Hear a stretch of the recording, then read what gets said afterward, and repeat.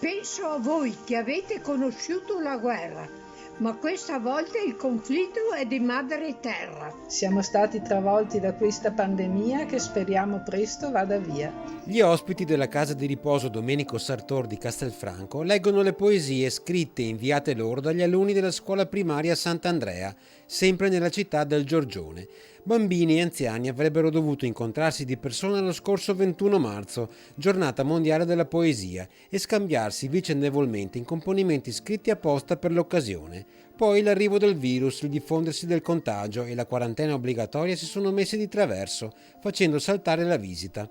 Ma non la tenacia dei bambini. Uno di loro, come ci ha raccontato in una lettera il suo insegnante, ha deciso lo stesso di scrivere la poesia e di spedirla ai nonni del centro anziani. Noi siamo potuti venire a trovare, perché tutti in casa dobbiamo stare.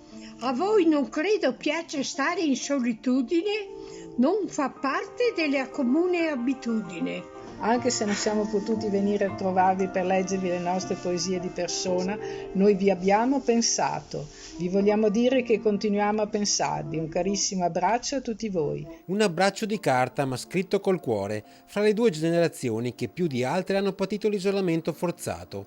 E con il cuore i nonni hanno preso in mano la penna e risposto agli alunni. È il caso di dirlo per le rime. Cari bambini, con gioia abbiamo ricevuto la vostra poesia. È stata una meraviglia in tutta questa frenesia. Il mondo sembra essere fermato, ma non vi preoccupate, il nostro affetto per voi non è cambiato.